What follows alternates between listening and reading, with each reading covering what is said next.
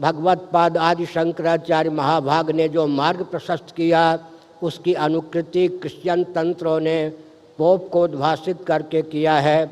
बौद्ध तंत्र ने दलाई लामा जी को उद्भाषित करके किया है। इस रॉकेट, कंप्यूटर, एटम, मोबाइल के युग में भी एलिजाबेथ को महारानी के रूप में क्रिश्चियन तंत्र ने उद्भाषित किया है और पोप जी को सार्वभौम पथ प्रदर्शक, मार्गदर्शक के रूप में उद्भाषित किया है। लेकिन स्वतंत्र भारत में डंके की चोट से भगवत पाद आदि शंकराचार्य महाभाग की स्वस्थ परंपरा को विकृत तथा विलुप्त करने का षड्यंत्र चल रहा है। सावधान! यदि भगवत पाद आदि शंकराचार्य महाभाग ने वैशाख शुक्ल दशमी के दिन 2503 वर्ष पूर्व अपने चिन्मय कर कमलों से पुनः श्री जगन्नाथ आदि को प्रतिष्ठित न किए होते तो आज पुरी में श्री जगन्नाथ आदि दारू ब्रह्म का दर्शन कैसे सुलभ होता। 144 वर्षों तक श्री जगन्नाथ आदि दारू ब्रह्म जिनका यशोगान ऋग्वेद ने 2 ऋचाओं के माध्यम से किया है, दृष्टिगोचर नहीं थे। आज द्वारकापुरी में हमको श्री द्वारकाधीश का दर्शन होता है। मूर्ति भंजकों के शासनकाल में द्वारकाधीश का दर्शन सुलभ नहीं था। भगवत पाद आदि शंकराचार्य महाभाग ने अपने चिन्मय कर कमलों से पुनः श्री द्वारकाधीश को प्रतिष्ठित किया। आज बद्रीनाथ में हमको बद्रीनाथ का दर्शन होता है। भगवत पाद आदि शंकराचार्य महाभाग ने पुनः बद्रीनाथ को प्रतिष्ठित किया।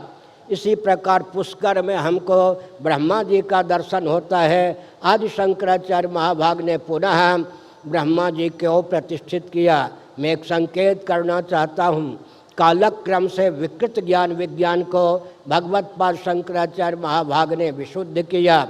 कालक्रम से विलुप्त ज्ञान विज्ञान को तपोबल से उद्भाषित किया। सूत्रात्मक ज्ञान विज्ञान को भगवत पाद शंकराचार्य महाभाग ने विशद किया। साथ ही साथ उन्होंने धर्म नियंत्रित, पक्षपात विहीन, शोषण विनिर्मुक्त, सर्वहितप्रद सनातन शासन तंत्र की स्थापना की। एक संकेत कर देना चाहता हूँ, भगवत पाद शंकराचार्य महाभाग ने अवैदिकों के हाथ में जो शासन तंत्र और व्यासपीठ नियंत्रित हो गया था उसे पुनः अपने पास रखा और वैदिक साम्राज्य की प्रतिष्ठा की। योग शिखोपनिषद आदि के अनुसार उन्होंने हमारे जीवन में जो 6 चक्रों के माध्यम से 4 चक्रों में आमनाय पीठों की प्रतिष्ठा है उसे भारतवर्ष में चतुर्दिक प्रतिष्ठित किया। ऋग्वेद से संबद्ध पूर्वामनाय गोवर्धन मठ पुरी पीठ की उन्होंने प्रतिष्ठा की। यजुर्वेद से संबद्ध रामेश्वरम क्षेत्र में उन्होंने श्रृंगेरी पीठ की स्थापना की। द्वारकापुरी में उन्होंने सामवेद से संबद्ध द्वारकानाथ की प्रतिष्ठा की, शारदा मठ की प्रतिष्ठा की, द्वारका पीठ की प्रतिष्ठा की। बद्रीनाथ क्षेत्र में उन्होंने अथर्ववेद से संबद्ध ज्योतिर्मठ की प्रतिष्ठा की। आज जो मूर्ति पूजा हमको दृष्टिगोचर होती है, भगवान सत्यनारायण, लक्ष्मी इत्यादि का महात्म्य हम श्रवण करते हैं, भगवत पाद आदि शंकराचार्य महाभाग की देन है। एक संकेत करके मैं समय की सीमा में वाणी को विराम देना चाहता हूँ। महासर्ग के प्रारंभ में सर्वप्रथम श्रीमन नारायण परात्पर पुरुषोत्तम परमात्मा इष्ट देव और गुरु के रूप में प्रकट होते हैं। 10वें स्थान पर आदि शंकराचार्य का प्रादुर्भाव होता है और भगवान शंकराचार्य महाभाग की परंपरा में हम शंकराचार्य होते हैं। श्रीमन नारायण से हम तक अब तक 1,97,29,49,119 वर्षों की परंपरा प्राप्त है।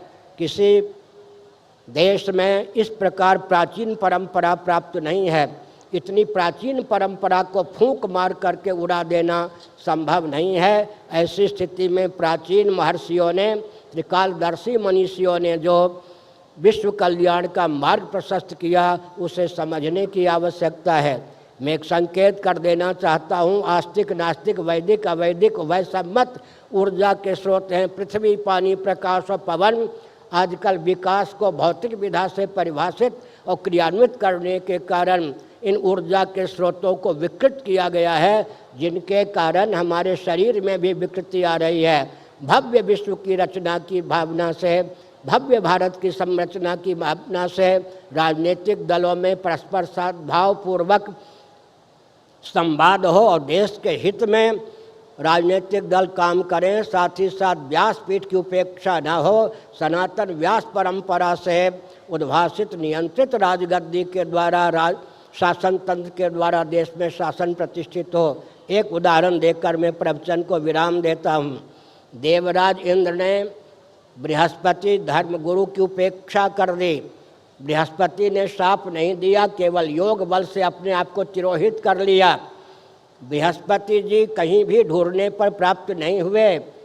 उसका फल क्या हुआ? देवराज इंद्र को अपने राजगद्दी से उतरना पड़ा। नहुष को इंद्र पद प्राप्त हो गया। देवराज इंद्र ने ब्रह्मा जी को, विष्णु जी को भी द्रवित किया, अनुकूल किया, फिर भी कोई आंसू पोंछने वाला नहीं रहा। श्रीमद् भागवत में यह गाथा प्राप्त है। अर्थात देवराज इंद्र भी कदाचित बृहस्पति सरीखे त्रिकालदर्शी गुरु की उपेक्षा करें तो शासन तंत्र को सुव्यवस्थित रीति से चला नहीं सकते, पथभ्रष्ट पदभ्रष्ट बने बिना नहीं रह सकते। इसलिए राजनीतिक दलों को सोचना चाहिए कि व्यासपीठ से मार्गदर्शन प्राप्त किए बिना केवल अपनी सूझबूझ के बल पर वे, सत्ता लोलुपता दूरदर्शिता के बल पर वे भारत जैसे पवित्र देश का संचालन नहीं कर सकते। अंत में सबके हित की भावना से एक संकेत करना मैं उचित समझता हूँ।